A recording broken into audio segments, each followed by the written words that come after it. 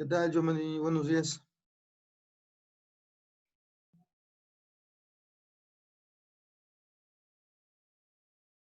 Toño, buenos días. ¿Qué tal, Inge? Buenos días.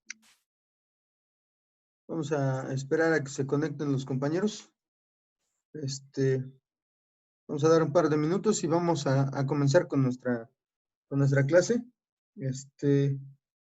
¿Qué tal les fue de receso académico? Bien, bastante bien. Órale, qué bueno. Con algo de trabajo con los proyectos, me imagino. Algo hasta eso no hubo tanto. Creo que uno o dos tareas por ahí. Pero de ahí en fuera, no. Más que nada adelantar para estas semanas que son como las finales. Ah, vaya, ok. Igual para no verse presionados, entonces. Sí, Órale, muy bien. Pues igual nosotros vamos a tratar de que esta semana quede nuestros temas. Ya veremos si tenemos por ahí algún detalle pendiente, algo que no quede claro. Pues ya le estaríamos dando un repaso. Tendríamos el tiempo suficiente según el calendario que nos proporcionaron para el cierre de cuatrimestre. Estamos en buen tiempo. Eh, Afortunadamente, pues las cosas se han ido trabajando, creo yo que de buena manera. Entonces, nada más, lo que sí me interesa es de que todo esto quede claro, porque el siguiente cuatri les van a dar cálculo integral. Y pues a lo mejor no está directamente enlazada, pero necesitan conocer de cálculo diferencial para poder trabajar con el cálculo integral. Y además reforzar ambas para cuando lleven ecuaciones diferenciales. Eso sí va a estar un poquito más pesado. Y las bases de esas ecuaciones diferenciales, pues las vamos a tener aquí. Aquí vamos a empezar a trabajar, bueno, ya empezamos a trabajar con lo que son los modelados. Entonces, pues es importante que les queden claro varias cuestiones, porque de lo contrario la pueden sufrir un poco, como los muchachos que ahorita están pasando la estadía. Sí les pesó mucho trabajar con ecuaciones diferenciales. Entonces, esperemos que no sea su caso. Ustedes han estado trabajando bastante bien. Y ya por ahí, pues yo siento que el cálculo integral se les va a hacer un poquito más sencillo que esto. Ánima, si así sea.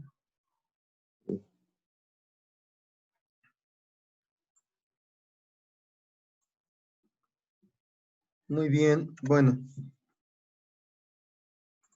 Vamos a comenzar en lo que se van conectando los demás compañeros. Ya les voy dando acceso poco a poco. Nosotros trabajamos los últimos temas con respecto a lo que sería determinar máximos y mínimos, absolutos y relativos. Eso fue lo último que vimos, aplicando los criterios de la primera y segunda derivada.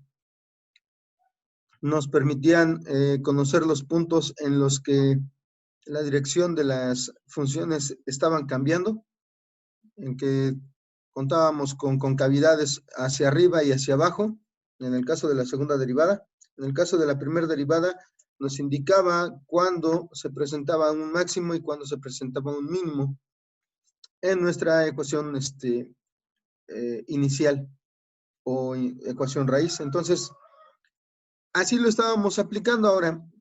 Nosotros vamos a regresar a un concepto que nos va a servir también para lo que es la aplicación de la optimización. El concepto es la razón de cambio. Nosotros ya vimos que las razones de cambio son aquellas que me expresan, precisamente como su nombre lo dice, el cambio en los valores de una variable. Esto normalmente es con respecto al tiempo. Como ya lo habíamos comentado al inicio del curso, nuestra variable independiente por excelencia va a ser el tiempo. Todos nuestros sistemas van a estar modelados con respecto al tiempo, a pesar de que en ningún momento aparezca esa variable en nuestras ecuaciones. Ya lo vimos con algunas situaciones anteriores. Derivamos de manera implícita algunos ejemplos prácticos en los que trabajábamos con respecto al tiempo sin que nuestras ecuaciones lo tomaran en cuenta de forma directa. Eso mismo va a pasar con la cuestión de las razones de cambio. Siempre vamos a tener cambio en los valores de una variable cuando el tiempo está transcurriendo, a menos de que no estemos en presencia de una variable, que estemos en presencia de una constante. Entonces, obviamente, ahí no tendremos ningún cambio con respecto al tiempo.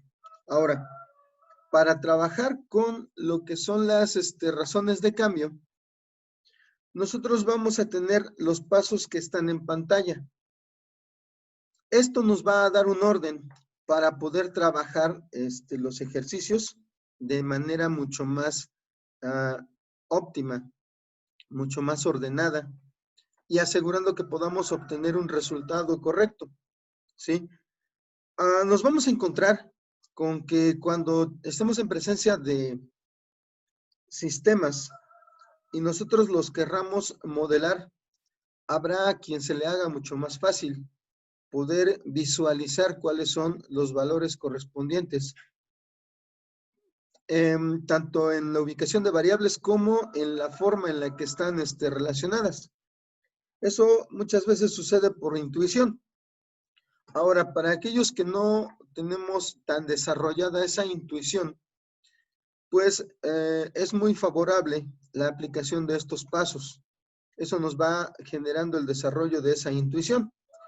Ahora también, una de las recomendaciones es trabajar mucho la lectura de comprensión. Ya lo vimos cuando estábamos trabajando física en el primer cuatrimestre. Varios de los problemas solamente traían enunciados y no traían dibujos, no traían esquemas de lo que era la situación que nos estaban describiendo.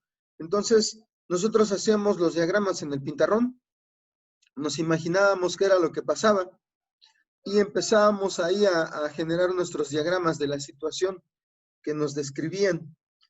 Esto es algo que tiene que suceder también en esta situación. A lo mejor no vamos a imaginar totalmente lo que queremos describir, pero bueno, al menos en los casos que nos estén presentando algunos libros, va a ser la situación. Vamos a tener que trabajar un poquito la imaginación, la visualización de las situaciones que nos estén indicando. Ahora, para esto, yo les recomiendo lectura. Lean lo que les guste, mientras no sean las de vaqueritos, como dicen por ahí.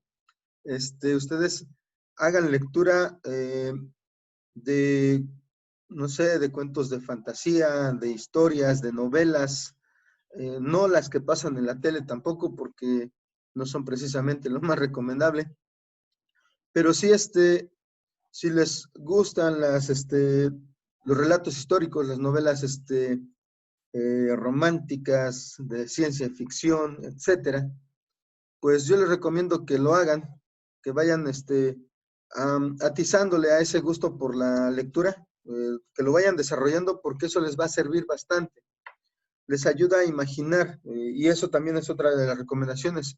Cuando ustedes lean algo, imagínense las situaciones, imagínense a los personajes, porque eso también les sirve para visualizar de una mejor manera los problemas que podamos estar atacando en algún momento. Entonces, muy recomendable que se vayan haciendo al hábito de la lectura. Una anécdota que por ahí les puedo compartir es de que, pues, por ejemplo, mi hermano, hasta lo que era el inicio del bachillerato, pues no tenía desarrollado ese gusto por la lectura. y en una feria de ahí de Jicotepec nos encontramos uno de los libros de la saga de Harry Potter, y estaban apenas, me parece que en la cuarta película, y él se encontró el libro 5, La Orden del Fénix. Entonces, pues se emocionó un poco porque ya había visto algunas de las películas. Se puso a leer ese libro. Afortunadamente también tienen la ventaja de que esa saga es de una lectura muy fácil, muy comprensible.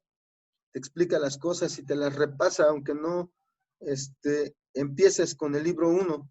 Si tú empiezas con cualquiera de esos otros libros, te haces una idea de lo que pudo haber pasado, de la situación de algunos personajes, sin necesidad de leer los libros anteriores. Entonces, les digo, es de muy fácil lectura. Es una saga que a él le creó el hábito de la lectura. Son 7 libros. No se dice fácil, o más bien se puede comentar fácil, pero no es tan fácil. Son libros que a lo mejor de inicio no se te hacen pesados, porque los primeros son bastante ligeros, son de pocas hojas, pero ya los últimos ya tienen bastantes más, sobre todo el que les comento, el de la Orden del Fénix, es creo que uno de los más extensos de esa saga. Pero como les digo también, ayuda a lo que es el gusto por la lectura y el hábito para poder también visualizar. En este caso, son personajes que a lo mejor ustedes ya conocen por películas, pero que se pueden ir imaginando o haciendo una correspondencia con lo que lees y con lo que ya has visto. Entonces, eso ayuda bastante. Bueno, esto como referencia previa a lo que vamos a necesitar. Ahora, bueno, las directrices que tenemos ya entrados en tema de lo que va a ser el trabajo con razones de cambio. El primer paso nos dice, lea varias veces con cuidado el problema. Haciendo referencia a lo que les comentaba, necesitamos identificar las características de la situación que nos están presentando. Y me dice, si le es posible, trace un esquema. La necesidad de también visualizarlo, de dibujar un diagrama en el que yo pueda aterrizar lo que me está diciendo o lo que me está planteando un problema. Entonces, esos son el primer paso, incluyendo dos situaciones, lo que es una lectura de comprensión y lo que es la esquematización de lo que me estén planteando. Segundo paso, identifique con símbolos todas las cantidades que cambian con el tiempo. Esto es las variables. Vamos a identificar aquellos valores que van a estar variando, que van a estar cambiando, como dice aquí, con el tiempo. Entonces, nosotros podemos hacer referencia, por ejemplo, cuando trabajamos el problema del globo esférico, que estaba creciendo a cierto ritmo. Y entonces me decían, el volumen cambia. Entonces, el volumen iba a tener una razón de cambio. Pero como aumentaba el volumen, el radio también estaba cambiando. Entonces, esa era otra razón de cambio. Ambas variables iban a cambiar con respecto al tiempo. Ahora, el volumen también dependía de lo que era la dimensión del radio. Entonces, ese era es uno de los ejemplos en los que yo tengo variables ya establecidas. En ese caso nos ayudamos de una de las fórmulas ya que se conoce de forma general, que es la fórmula para el volumen de una esfera. Nos apoyamos en esa fórmula, a partir de ahí trabajamos, pero las variables que teníamos ahí en ningún momento están relacionadas de forma directa o se menciona en forma explícita el tiempo, pero según el planteamiento del problema que nosotros teníamos, nuestras variables iban a cambiar con respecto al tiempo. ¿Por qué? Porque como transcurriera el tiempo, el globo iba a seguir inflándose, ¿sí? Entonces, tanto el volumen como el radio iban a cambiar con respecto al tiempo. Eso es lo que va a estar sucediendo con los planteamientos que nosotros estemos realizando. aunque el tiempo no esté expresado de manera formal, nuestras variables que estemos trabajando van a estar cambiando, van a estar variando con respecto al tiempo. El tercer paso nos dice, escriba todas las razones que se proporcionan. Use notación de derivadas para escribir la razón. Permítanme. Para escribir la razón que desea encontrar. Lo mismo que sucedió, haciendo referencia nuevamente a la situación del problema del globo esférico. Según recuerdo, nos decían, ¿cuál es la razón de cambio del radio? ¿Sí? Entonces nosotros lo expresamos como una derivada de R con respecto a la derivada de T. Y el volumen también estuvo cambiando, pero ese dato nos lo estaban dando. La derivada del volumen con respecto a la derivada del tiempo. Entonces, el dato del volumen nos lo estaban proporcionando. Lo que nosotros necesitábamos saber era la razón de cambio del radio. Entonces, lo que hacíamos era primero derivar la fórmula para el volumen de la esfera, con derivación implícita. ¿Sí? Porque íbamos a derivar con respecto al tiempo sin que la variable tiempo estuviera presente. Entonces, consideramos que el volumen era una función del tiempo y que el radio era una función del tiempo para poder derivar de manera implícita.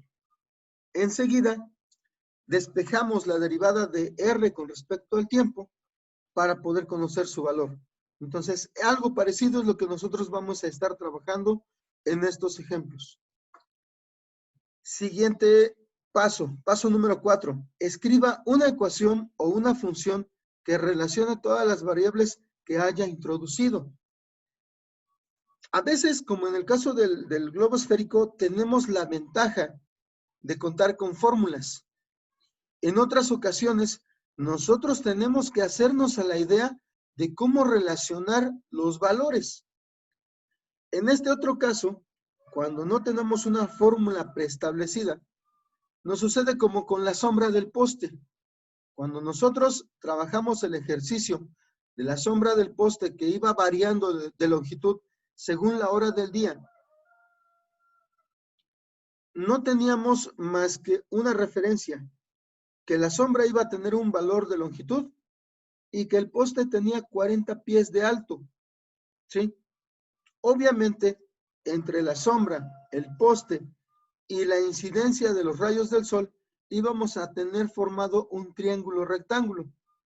Y entonces nosotros asumimos la relación con respecto a la trigonometría. ¿Sí? Entonces, eso que hicimos con esa cuestión del poste es modelar un sistema. Tengo variables, tengo ciertas situaciones que no van a cambiar, que en este caso era la constante de la altura del poste, pero tengo también variables, que era el ángulo de incidencia de los rayos del sol y además la longitud de la sombra de ese poste. Esas eran las dos variables que nosotros podíamos trabajar. Entonces, en base a eso, nosotros vimos qué relación podía haber, en ese caso por medio de la trigonometría, y la plasmamos.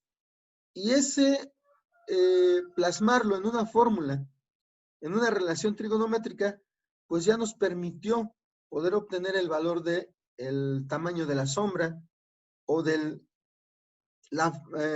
valor en el que iba incrementándose, la razón de cambio del incremento de esa sombra. Entonces, sin proponérnoslo, nosotros nos vimos en la necesidad de hacer el modelo de ese sistema. Lo mismo pasó con el ejercicio de la persona que iba en el vehículo y se acercaba a una señal, a un letrero. Entonces ahí nos daban la fórmula, pero se nos pidió hacer todos los pasos para llegar a esa fórmula. Se volvió a hacer un modelo, ¿sí? Ustedes volvieron a trabajar un modelo para poder comprobar que la fórmula que nos estaban dando era correcta.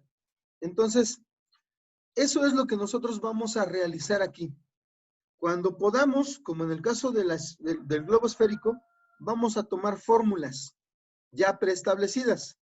Cuando no lo podamos hacer, vamos a hacer uso de la lógica matemática para poder decir, bueno, esta variable se relaciona con esta otra por medio de trigonometría, por medio de, no sé, igualdades, desigualdades, por medio de logaritmos, por medio de funciones exponenciales. Para eso precisamente nosotros también vimos lo que eran funciones en el cuatri pasado. Entonces, de cierta manera eso nos va a ayudar. Bueno, paso 5. Nos dice, diferencie con respecto al tiempo t la ecuación o la función encontrada en el paso 4. Lo que platicábamos. Tenemos que sacar las derivadas, porque esas derivadas son las razones de cambio.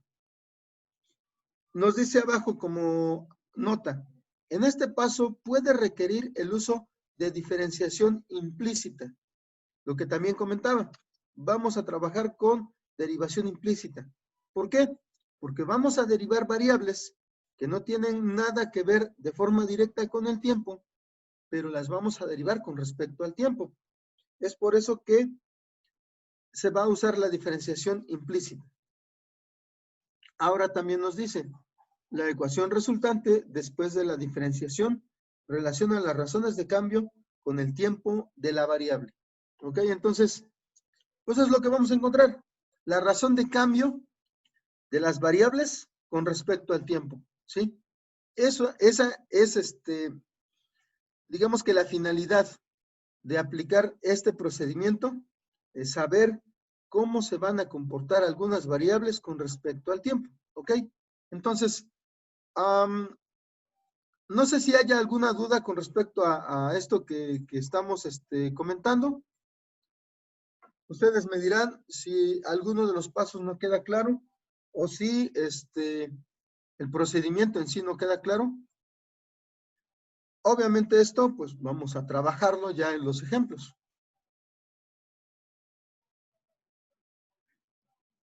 ¿Dudas, muchachos, compañera? Parece que es claro. Ok, Toño. Manuel, Pedro, Daniela, ¿alguna duda? No. Ok, Pedro.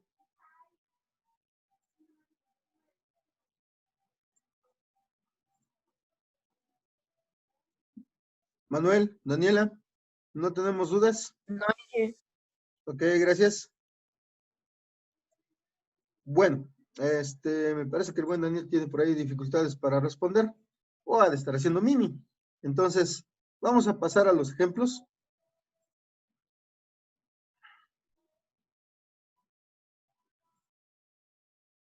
Nuestra actividad.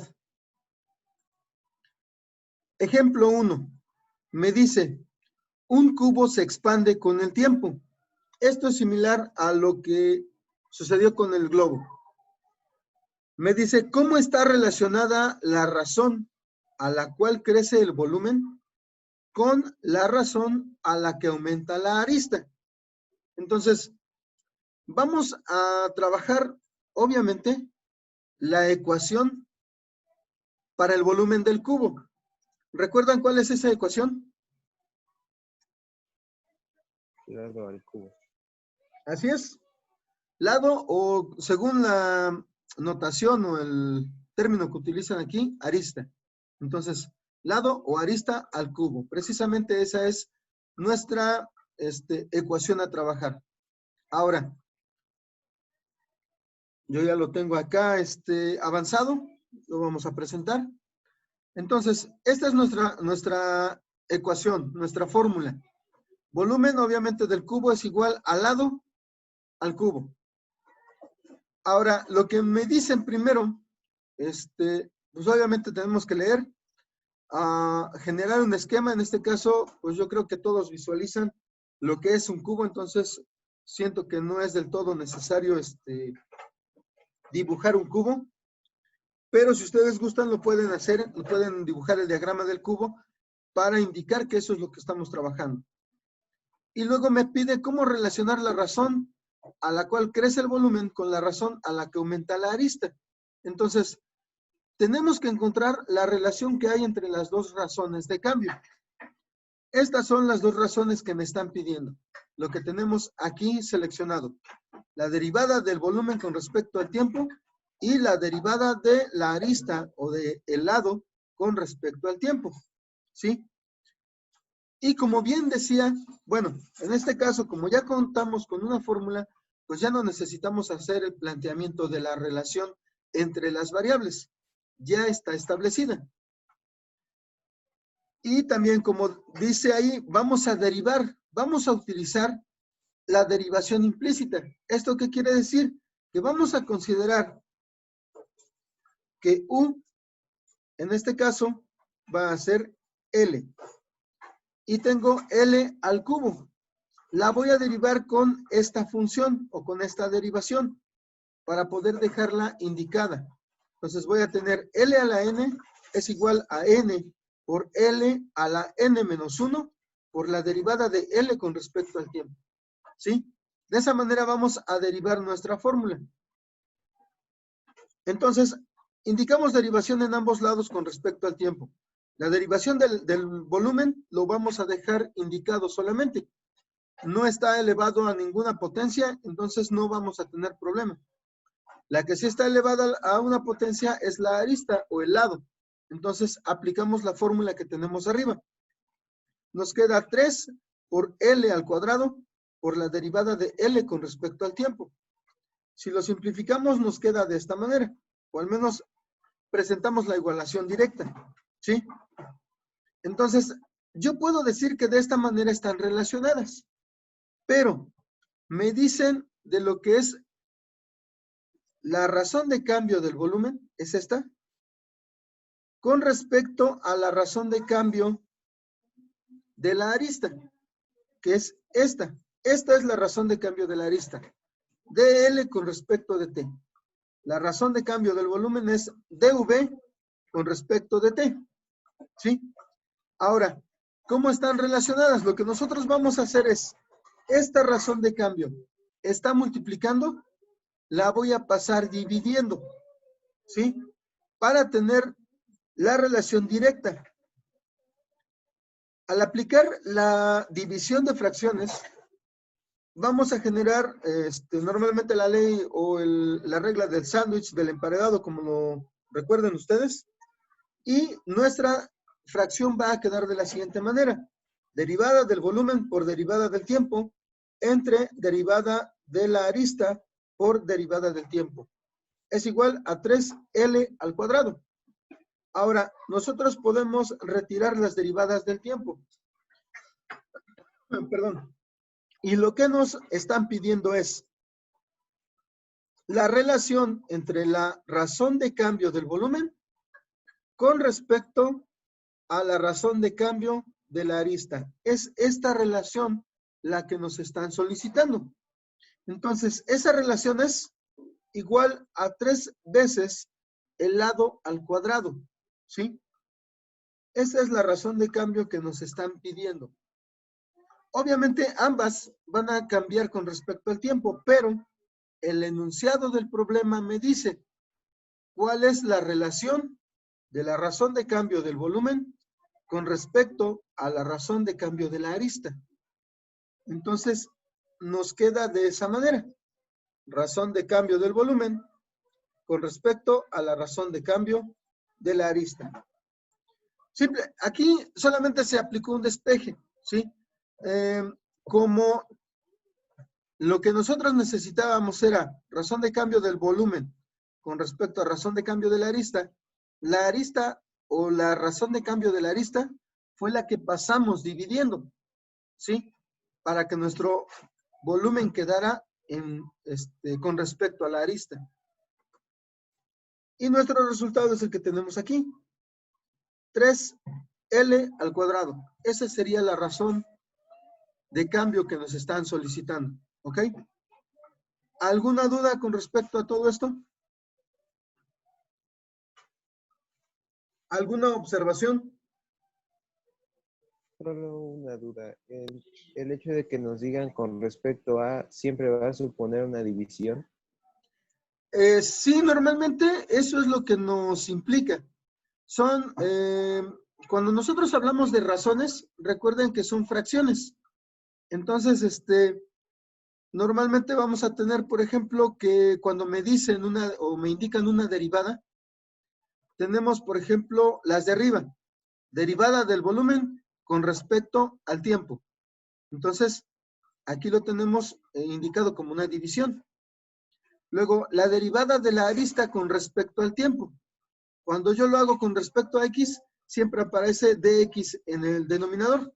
Entonces, normalmente sí se va a representar con una división o con una fracción, como lo tenemos. Ok.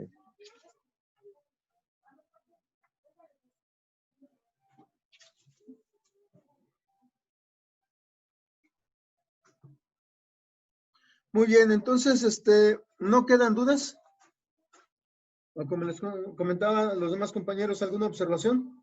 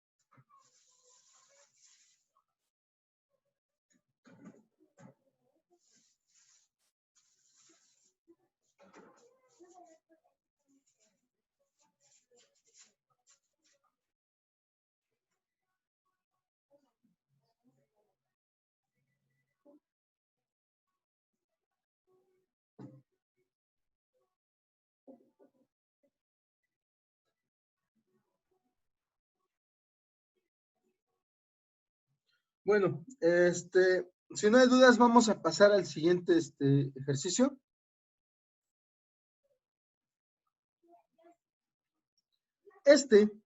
Cuenta con un diagrama.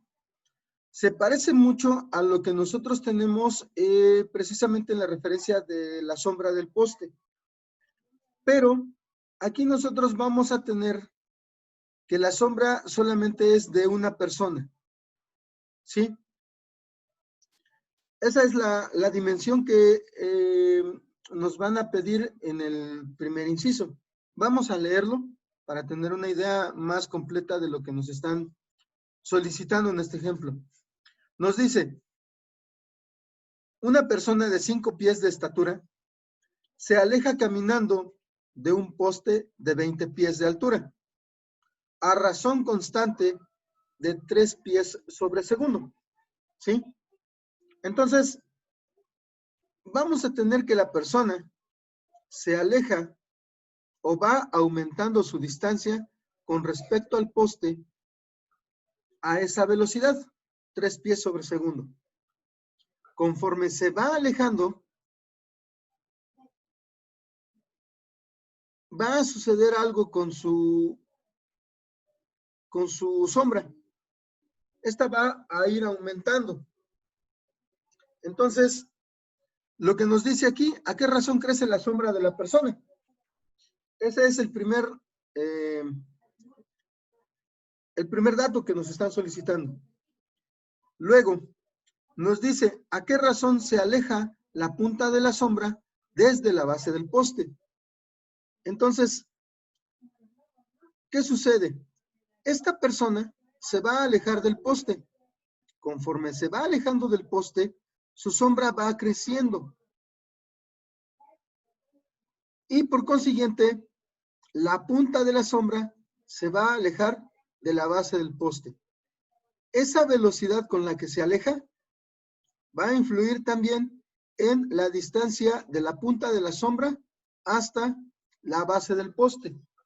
Tenemos un diagrama, pero lo vamos a trabajar también de manera más esquemática. Vamos a pasar a lo que sería nuestro planteamiento. Nos dice aquí, o nos dicen las directrices. Primero vamos a leerlo. Ya sabemos que hay una persona que se aleja de un poste. Obviamente el poste es de una lámpara. La lámpara provoca que la persona esté generando una sombra. Obviamente la sombra va a estar a partir de los pies de la persona hacia adelante. ¿Sí? Entonces, si nos damos cuenta, aquí lo voy a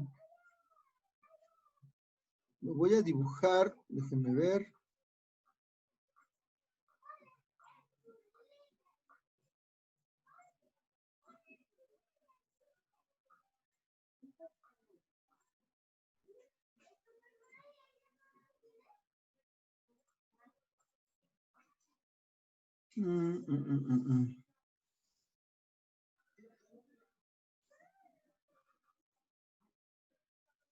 Vamos a ver.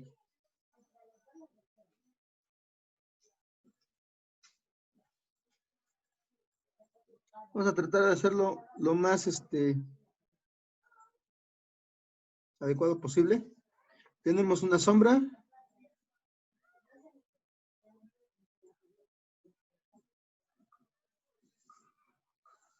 Prácticamente aquí en medio tenemos parada la persona. ¿Sí? Ahora,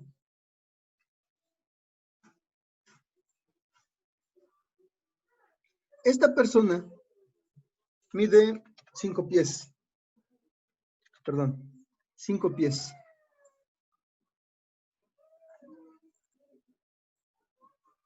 El poste mide 20. ¿Sí? Aquí tenemos la longitud de su sombra.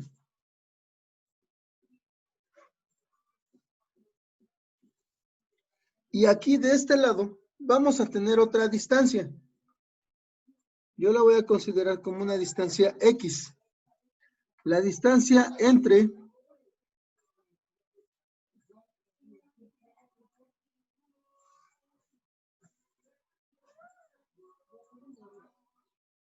bueno, aquí una falla.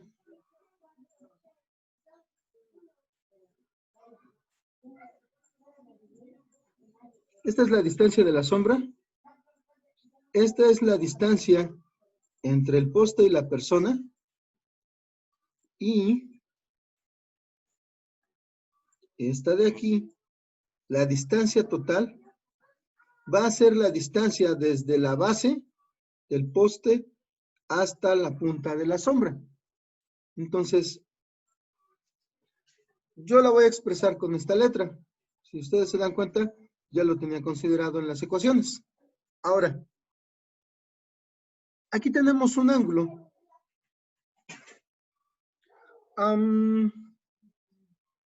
Nada más que creo que no voy a poder meter un símbolo. Vamos a quitarlo.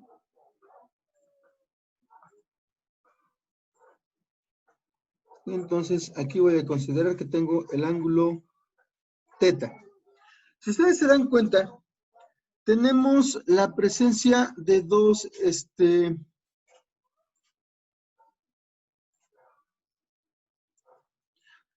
triángulos semejantes. Uno formado por la persona y su sombra. El otro formado por el poste y lo que tenemos de longitud entre la punta de la sombra y la base del poste. Ambos triángulos van a tener el mismo ángulo teta de incidencia. Entonces, nosotros podemos relacionarlo, como lo vemos aquí, por medio de la tangente del ángulo. Algunos también pudieran hacer referencia a lo que vimos en trigonometría en su momento, con lo que es la relación de tales. Entonces, para triángulos semejantes. Y es correcto. A fin de cuentas, nosotros vamos a tener la relación de los datos conocidos por medio de la tangente del ángulo. En el primer triángulo, vamos a tener 5 sobre S, que es la sombra. Es